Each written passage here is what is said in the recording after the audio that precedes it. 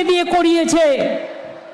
কোর্টের সবাই খারাপ নয়, আমি কোর্টকে সম্মান করি, কিন্তু যে ব্যক্তি এই রায় দিয়েছে যে ওবিসি রিজার্ভেশন থেকে মুসলিমদের বাদ দিতে হবে, আমি তাদের রায় মানি না, আমি মানব না। ওবিসি রিজার্ভেশন চলবে, এর জন্য উচ্চতর কোর্টে যেতে হলে যাব। এরা আমায় চেনে না যে আমি মাথা নত করার লোক নই। किसने किया? अरे जोर से बोलो, किसने किया? शिक्षक भर्ती घोटाला किसने किया? चावल वितरण घोटाला किसने किया? नगरपालिका भर्ती घोटाला किसने किया? गाय तस्करी का घोटाला किसने किया? कोयला तस्करी का घोटाला किसने किया?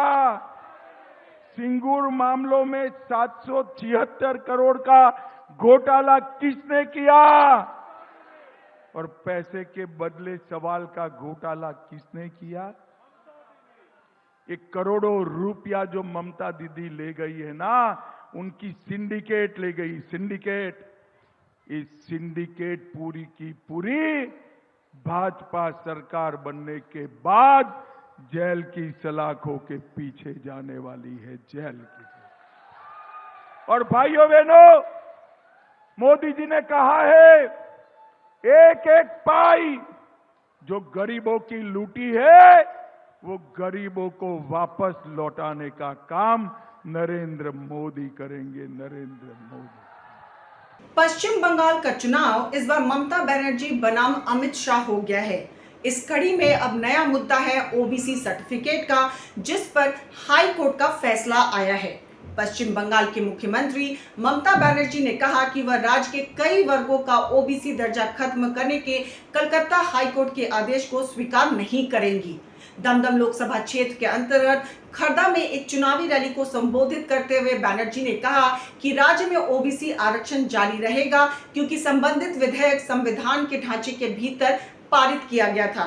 कलकत्ता उच्च न्यायालय द्वारा पश्चिम बंगाल में 2010 के बाद जारी सभी ओबीसी प्रमाण पत्रों को रद्द करने पर केंद्रीय गृह मंत्री अमित शाह ने कहा, मैं उच्च न्यायालय के फैसले का स्वागत करता हूं। ममता जी ने कहा कि हम उच्च न्यायालय के फैसले को स्वीकार नहीं करते हैं। मैं बंगाल के लोगों से पूछना चाहता हूं कि क्या ऐसा कोई मुख्यमंत्री हो सकता है जो यह कहे कि हम न्यायालय के आदेश का पालन नहीं करते हैं। मैं इसकी कड़ी निंदा करता हूं और उच्च न्यायालय के फैसले का स्वागत करता हूं, और हम निश्चित रूप से यह सुनिश्चित करेंगे कि उच्च न्यायालय के फैसले को लागू किया जाए। नमस्कार, मैं हूं ऋतिका यादव और आप देख रहे हैं कालखंड। कलकत्ता हाई कोर्ट से ममता सरकार को बड़ा झटका लगा है। हाई कोर्ट ने 2010 के बाद बनी पूरी ओबीसी सूची को रद्द करने का आदेश दिया है, जिसके चलते करीब 5 लाख ओबीसी सर्टिफिकेट रद्द होने के आसार हैं। हाई कोर्ट के इस फैसले पर तृणमूल कांग्रेस प्रमुख और मुख्यमंत्री ममता बनर्जी ने कड़ी आपत्ति जताई है। बुधवार को खर्दा सभा से ममता बनर्जी ने कहा, मैं इस फैसले को स्वीकार नहीं करती हूं। जब 26,000 शिक्षकों को बर्खास्त किया गया तो मैंने कहा था कि हम उस फैसले को स्वीकार नहीं करते हैं। ऐसे ही मैं आज कह रही हूं, जिसने भी फैसला दिया है, मैं नाम नहीं लूंगी। फैसले के बारे में तो यही कहा जा सकता है, ये बीजेपी का फैसला है, हम स्वीकार नहीं करेंगे। ओबीसी आरक्षण चल रहा है, जारी रहेगा। इधर अमित शाह ने उन पर हमला बोलते हुए कहा कि ममता दीदी अपने वोट बैंक के लिए एससी, एसटी और पिछड़ी जाति का हक छीनकर मुसलमानों को देना चाहती हैं। अमित शाह ने कहा कि ममता बनर्जी सर्वे कराए बिना 118 मुसलमानों को आरक्षण दिया। अब कोई कोर्ट चला गया तो अदालत ने मामले पर संज्ञान लेते हुए 2010 से 2024 के बीच दिए सभी ओबीसी सर्टिफिकेट रद्द कर दिए। अब ममता बनर्जी कह रही हैं कि वो कोर्ट के आदेश का पालन नहीं करेंगी। मैं जनता से पूछना चाहता हूं कि क्या कोई ऐसा मुख्यमंत्री होगा जो कहेगा कि वह कोर्ट के आदेश का पालन नहीं करेगा? मैं इसकी कड़ी निंदा करता हूं। राष्ट्रीय सेवक संघ द्वारा लगाई गई याचिका पर कोर्ट का यह निर्णय सामने आया है। आरएसएस की तरफ से तब याचिका लगाकर कोर्ट में यह मांग की गई थी कि 2010 तक जो जाति ओबीसी की श्रेणी में थी उन्हीं को आरक्षण मिलना चाहिए। कलकत्ता हाईकोर्ट की तरफ से 2010 के बाद जारी सभी ओबीसी सर्टिफिकेट रद्द करने का आदेश दिया गया। हालांकि यह भी साफ किया गया कि 2010 से अब तक नए प्रमाण पत्र के आधार पर जो भी नौकरियां दी गई हैं उन्हें रद्द नहीं किया जाएगा। हाईकोर्ट पहले ही बंगाल में 25,000 से ज्यादा टीचरों की भर्ती को रद्द कर चुका है। हाईकोर्ट के फैसले में विशेष रूप से तृणमूल सरकार का जिक्र नहीं किया गया। कोर्ट ने कहा कि 2010 के बाद जारी किए गए सभी ओबीसी प्रमाण पत्र रद्द कर दिए जाएंगे। तृणमूल कांग्रेस 2011 में राज्य में सत्ता में आई है। हाईकोर्ट का कहना है कि 2010 के बाद जितने भी ओबीसी सर्टिफिकेट बनाए गए हैं वे कानून के मुताबिक ठीक से नहीं बनाए गए हैं, इसलिए उस प्रमाण पत्र को रद्द किया जाना चाहिए। हालांकि इसके साथ ही हाईकोर्ट ने कहा कि इस निर्देश का उन लोगों पर कोई असर नहीं होगा जो पहले ही इस सर्टिफिकेट के जरिए नौकरी पा चुके हैं या नौकरी पाने की प्रक्रिया में हैं।